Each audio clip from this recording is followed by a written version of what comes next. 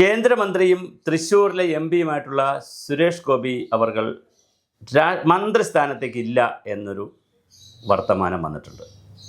പകരം കണ്ണൂരിൽ നിന്ന് ഈയിടയ്ക്ക് രാജ്യസഭയിലേക്ക് നോമിനേറ്റ് ചെയ്ത സദാനന്ദ മാസ്റ്ററെ മന്ത്രിയാക്കണം എന്നൊരു കേന്ദ്രമന്ത്രിയാക്കണം എന്നൊരു വാദം സുരേഷ് ഗോപി മുന്നോട്ട് വച്ചിട്ടുണ്ട്. സുരേഷ് ഗോപിയെ സംബന്ധിച്ചിടത്തോളം അദ്ദേഹം ഇത് വെറുതെ ഒരു തള്ളിയതാണോ അതോ പറഞ്ഞതാണോ എന്നറിയില്ല. പക്ഷെ വളരെ ഉത്തരവാദിത്തപ്പെട്ടൊരു വേദിയിൽ വെച്ചാണ് പറഞ്ഞത്. ശ്രീ സദാനന്ദൻ മാസ്റ്ററുടെ എം പി ഓഫീസ് തുറക്കുന്നതുമായി ബന്ധപ്പെടുത്തിയിട്ടാണ് പറഞ്ഞിരിക്കുന്നത്. അതിൻ്റെ ഫംഗ്ഷനിലാണ് പറഞ്ഞത്. ഞാനല്ല മന്ത്രിയാകേണ്ടത്, സദാനന്ദ മാസ്റ്ററാണ്. ഞാൻ മന്ത്രിസ്ഥാനത്ത് നിന്ന് ഒഴിയാൻ തയ്യാറാണ്.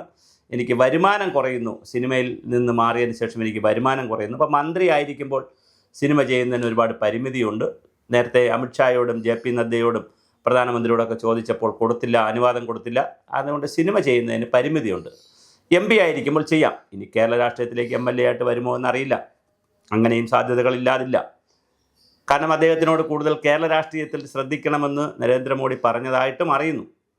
എന്തായാലും പിന്നൊരു കാര്യം അദ്ദേഹം പറഞ്ഞു. അത് പറയാനാണ് ഞാൻ ഈ വീഡിയോ ചെയ്യുന്നത്. അല്ല സുരേഷ് ഗോപി വിടുകയോ വിടാതിരിക്കുകയോ എന്നുള്ള അല്ല വിഷയം. അദ്ദേഹം പറഞ്ഞു രാഷ്ട്രീയം അദ്ദേഹത്തിന് അങ്ങനെ വഴങ്ങുന്നതല്ല.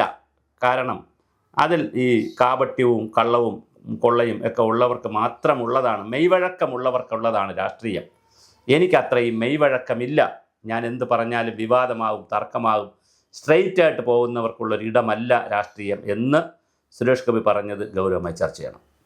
കാരണം അങ്ങനെ വരുമ്പോൾ സംഭവിക്കുന്നത് വളരെ സ്ട്രെയിറ്റ് ആയിട്ടുള്ള ആളുകൾക്ക്, സത്യസന്ധരായിട്ടുള്ള ആളുകൾക്ക്, പ്രൊഫഷണലുകളായിട്ടുള്ള ആളുകൾക്ക്, വിദ്യാഭ്യാസമുള്ള ആളുകൾക്ക്, മെയ്വഴക്കമില്ലാത്ത ആളുകൾക്ക് രാഷ്ട്ര ഭരണത്തിൽ വരാൻ കഴിയില്ലേ എന്നൊരു ചോദ്യമാണ് സുരേഷ് ഗോപി ഉയർത്തുന്നത്. ആ ചോദ്യത്തിനാണ് നമുക്ക് പ്രസക്തി. ലോകരാജ്യങ്ങളെല്ലാം തന്നെ ആ രാജ്യത്തെ എഞ്ചിനീയർമാർ, ഡോക്ടർമാർ, വളരെയധികം വിദ്യാഭ്യാസമുള്ളവർ ഒക്കെയാണ് രാഷ്ട്രീയ രംഗത്തുള്ളത്. ഇപ്പോൾ ജ്യോതി ബസു വളരെ വലിയ വിദ്യാഭ്യാസമുള്ള ആളായിരുന്നു. അങ്ങനെ ഒത്തിരി ആളുകൾ, KR നാരായണൻ പ്രസിഡൻ്റായി, രാഷ്ട്രീയത്തിൽ വന്നില്ല എന്നാലും പ്രസിഡൻ്റായി. അദ്ദേഹം വലിയ വിദ്യാഭ്യാസമുള്ള ആളായിരുന്നു. അങ്ങനെ മൻമോഹൻ സിംഗ് ഇന്ത്യൻ പ്രധാനമന്ത്രിയായി. ഇന്ത്യ കണ്ട, ലോകം കണ്ട വളരെ പ്രമുഖനായിട്ടുള്ളൊരു സാമ്പത്തിക ശാസ്ത്രജ്ഞനായിരുന്നു ഡോക്ടർ മൻമോഹൻ സിംഗ്. അപ്പോൾ അദ്ദേഹത്തെ പോലെ ശാസ്ത്രജ്ഞനാണ്, അല്ല സാമ്പത്തിക ശാസ്ത്രജ്ഞനാണ് മൻമോഹൻ സിംഗ്. അപ്പോൾ അദ്ദേഹത്തെ പോലുള്ള ആളുകൾ രാഷ്ട്രീയത്തിൽ വന്നിട്ടുണ്ട്. അതുപോലെ നല്ല വിദ്യാഭ്യാസമുള്ള ആളുകൾ, നല്ല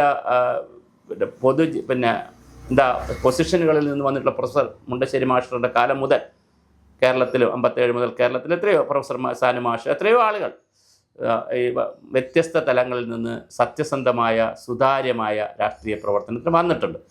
അവരുടെ സ്വന്തം വരുമാനം മുഴുവൻ കൊടുത്ത് അവസാനം വാടക വീട്ടിലേക്ക് പോയി രാഷ്ട്രീയ പ്രവർത്തനത്തിലേക്ക് നിന്ന് ആളുകളുമുണ്ട്. അപ്പോൾ അങ്ങനെ വലിയ പാരമ്പര്യമുള്ള ഒരു രംഗമാണ് ഈ രാഷ്ട്രീയം. പക്ഷെ അവിടെയാണ് സുരേഷ് ഗോപിയുടെ ഈ വർത്തമാനത്തിനൊരു സാമൂഹ്യ പ്രസക്തി വരുന്നത്. അല്ലെങ്കിൽ അതിനൊരു സോഷ്യൽ ഒരു ഇൻഡെക്സ് നമ്മൾ തീർക്കേണ്ടി വരുന്നതാണ്, ഒരു പ്രോട്ടോക്കോൾ ഉണ്ടാക്കേണ്ടി വരുന്നതാണ്. എന്തുകൊണ്ട് രാഷ്ട്രീയത്തിലേക്ക് വരുന്നവർ വരുമാനത്തിൻ്റെ കഥകളും പറഞ്ഞുകൊണ്ട് ഇങ്ങനെ നിൽക്കേണ്ടി വരുന്നു? അവർക്ക് രാഷ്ട്രീയത്തിൽ വരുമ്പോൾ അവിടെ കിട്ടുന്ന കുറച്ച് ഒരു MP എന്നുള്ള നിലയിൽ അത്യാവശ്യം ജീവിക്കാൻ പറ്റുന്ന സൗകര്യങ്ങൾ കിട്ടും, മന്ത്രി എന്നുള്ള നിലയിൽ കിട്ടും, എവിടെ ചെന്നാലും സ്വീകരണമാണ്, താമസിക്കാൻ ഒരുപാട് സൗകര്യങ്ങൾ പൊതുസമൂഹം ചെയ്തു കൊടുക്കും.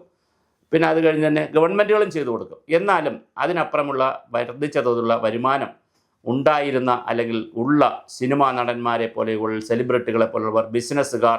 ഇപ്പോൾ രാജീവ് ചന്ദ്രശേഖർ അറിയപ്പെടുന്ന ബിസിനസ് മാഗ്നറ്റ് കൂടിയാണ്. അപ്പോൾ രാജീവ് ചന്ദ്രശേഖർ രാഷ്ട്രീയത്തിൽ വരുമ്പോൾ സ്വാഭാവികമായും അദ്ദേഹത്തിൻ്റെ ബിസിനസ് സാമ്രാജ്യത്തിൽ നിന്ന് അദ്ദേഹത്തിന് കൂടുതൽ സമയം കോൺസെൻട്രേറ്റ് ചെയ്യാൻ കഴിയില്ല.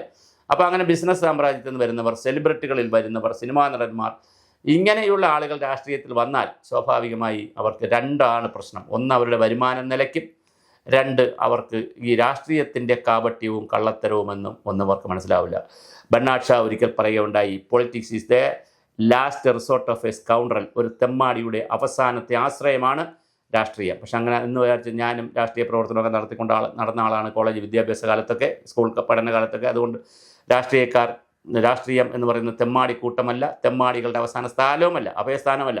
അതൊരു പ്രത്യേക കോണ്ടസ്റ്റിൽ ബർണാഡ് ഷാ പറഞ്ഞതാണ്. അല്ലാതെ അതിന് വലിയൊരു സാങ്കത്യമൊന്നുമില്ല. ഞാനിപ്പോൾ യാദൃശ്യമായി ഇത് പറഞ്ഞു എന്നുള്ളതേ ഉള്ളൂ. എന്തായാലും രാഷ്ട്രീയ രംഗം ശുദ്ധീകരിക്കപ്പെടേണ്ട കാലം കഴിഞ്ഞിരിക്കുകയാണ്.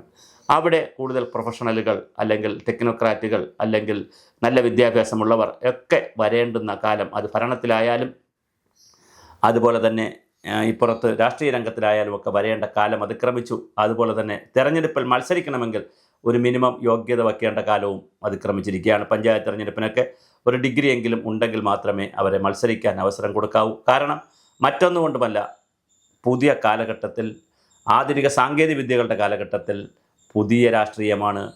പുതിയ കോർപ്പറേറ്റ് യുഗത്തിൽ കോർപ്പറേറ്റ് രാഷ്ട്രീയമാണ് ഇപ്പോൾ നടക്കുന്നത്. അവിടെ വളരെ സാധാരണ നിലയിൽ വരുന്ന പ്രവർത്തകർ പരാജയപ്പെട്ടു പോകുന്നതാണ് നമ്മൾ കാണുന്നത്. PR വർക്ക് ചെയ്യുന്നവരും മാർക്കറ്റിംഗ് വർക്ക് ചെയ്യുന്നവരും സെൽഫ് പ്രൊമോഷൻ നടത്തുന്നവരൊക്കെയാണ് രാഷ്ട്രീയത്തിൽ ഇന്ന് ശോഭിക്കുന്നത്. സാധാരണ ആളുകൾ വരുമാനവും ഒന്നുമില്ലാതെ ബുദ്ധിമുട്ടി രാഷ്ട്രീയത്തിൽ വന്ന് ശോഭിക്കുന്നില്ല. ഇത്തരത്തിലുള്ള ഒരുപാട് ചോദ്യങ്ങൾ ഉയർത്തിക്കൊണ്ടാണ് സുരേഷ് ഗോപിയുടെ ഒരു നിഷ്കാമകർമ്മിയെപ്പോലുള്ള ഒരാളിൻ്റെ വാചകമായിട്ട് നമ്മൾ എടുക്കാൻ പറ്റത്തില്ല. അല്ലെങ്കിൽ ഒരു നിർലോഭമായ ചുമ്മാ ഒരു വാചകം അടിച്ചതായിട്ട് പറയാൻ പറ്റത്തില്ല. സുരേഷ് ഗോപി പറഞ്ഞ വാചകം വളരെ പ്രസക്തമാണ്. രാഷ്ട്രീയത്തിൽ വന്നതുകൊണ്ട് അദ്ദേഹത്തിന് വരുമാനം കുറഞ്ഞു, ഓക്കെ. പിന്നെ അത് ഒരു വശം. അതിനേക്കാൾ പ്രധാനം അദ്ദേഹം പറഞ്ഞു, അദ്ദേഹത്തിന് മെയ് വഴങ്ങുന്നതല്ല രാഷ്ട്രീയം എന്നുള്ളത് അദ്ദേഹം പറഞ്ഞു. അത് തീർച്ചയായിട്ടും അദ്ദേഹത്തിൻ്റെ വായ്മൊഴി കൊണ്ടും പിന്നെ സംസാരത്തിൻ്റെ വഴക്കം കൊണ്ടുമൊക്കെ നമ്മൾ കണ്ടതാണ്. കലുങ്ക് പരിപാടി നടത്തി, കലുങ്ക് സംവാദം നടത്തി, എല്ലാ കലുങ്ക് സംവാദവും വിവാദത്തിലേക്ക് പോയി. പൂച്ചാണ്ടി പ്രയോഗമൊക്കെ നടത്തി സുരേഷ് ഗോപി. എന്തായാലും നമുക്ക് സുരേഷ് ഗോപിക്ക് പറ്റിയ ഇടമല്ല രാഷ്ട്രീയമെന്ന് അദ്ദേഹം സമ്മതിക്കുന്നു. അദ്ദേഹം അങ്ങനെ പറയുമ്പോൾ ഒരുപാട് സെലിബ്രിറ്റികൾക്കും മറ്റുള്ളവർക്കുമൊക്കെ ഇതൊരു ലെസൺ കൂടിയാവുകയാണ്, പാഠം കൂടിയാവുകയാണ്. രാഷ്ട്രീയത്തിലേക്ക് പോയാൽ അങ്ങനെ കണ്ട് ശോഭിക്കാൻ കഴിയില്ല. മുകേഷ് സിനിമാ നടൻ രാഷ്ട്രീയത്തിൽ വന്നു, അങ്ങനെ ശോഭിക്കാൻ കഴിഞ്ഞില്ല. വെറുമൊരു MLA ആയി അവസാനം അപവാദങ്ങളിലൊക്കെ പെട്ട് ഇനി മത്സരിക്കാൻ പോലും കഴിയാത്ത രീതിയിലേക്ക് അവസ്ഥയെത്തി. അതുപോലെ തന്നെ ജഗദീഷ് രാഷ്ട്രീയത്തിൽ വന്നു, രക്ഷപ്പെട്ടില്ല. ഗണേഷ് കുമാർ മാത്രമാണ്, അതൊരു ചെറിയ പാർട്ടിയുടെ ചെറിയ സംവിധാനത്തിൽ വന്ന ഗണേഷ് കുമാർ മാത്രമാണ് സിനിമാ രംഗത്ത് നിന്ന് വന്നിട്ട് രാഷ്ട്രീയ രംഗത്ത് ഇപ്പോഴും ശോഭിച്ച് നിൽക്കുന്നത്. ബാക്കി വന്നവരെല്ലാം തന്നെ പല കാരണങ്ങൾ കൊണ്ട് പല ഘട്ടങ്ങളിൽ തിരിച്ചു പോവുകയോ മതിയാക്കുകയോ സൈലൻ്റ് ആവുകയോ നിഷ്കാസിതപ്പെട്ടു പോവുകയോ ഒക്കെ ചെയ്യുന്നുണ്ട്. അപ്പോൾ അതുകൊണ്ട് ദേവൻ രാഷ്ട്രീയ രംഗത്ത് വന്ന ഒരാളാണ്, പക്ഷേ ഒന്നും ചെയ്യാൻ പറ്റിയിട്ടില്ല. അങ്ങനെ ഒത്തിരി ആളുകൾ സിനിമാ രംഗത്തു നിന്നും കലാരംഗത്തു നിന്നൊക്കെ വന്നു. അവരിൽ ബഹുഭൂരിപക്ഷത്തിനും ഒന്നും ചെയ്യാൻ പറ്റിയിട്ടില്ല എന്നുള്ളതാണ് അതിൻ്റെ ഒരു വിധി വൈപരീത്യം. അതിൽ മന്ത്രിയെങ്കിലും ആയത് സുരേഷ് ഗോപി മാത്രമാണ്, കേന്ദ്രമന്ത്രിയായി. പക്ഷേ കേന്ദ്രമന്ത്രിയായിട്ടും അദ്ദേഹത്തിന് ശോഭിക്കാൻ കഴിയുന്നുണ്ടോ, രാഷ്ട്രീയം അദ്ദേഹത്തിൻ്റെ മണ്ഡലമാണോ എന്നുള്ള ചർച്ച വരുമ്പോൾ പൊതുമണ്ഡലത്തിലൊരു ചർച്ച നടക്കേണ്ടതുണ്ട്. രാഷ്ട്രീയ രംഗത്തിൽ ആർക്കൊക്കെ വരാം, ആരൊക്കെ ശോഭിക്കും, അതിൻ്റെ മെയ്വഴക്കത്തിൻ്റെ പ്രോട്ടോക്കോൾ എന്താണ്, അത് അവിടെ നിൽക്കുന്നതിൻ്റെ സൂചികകൾ ആരാണ് നിർണ്ണയിക്കുക?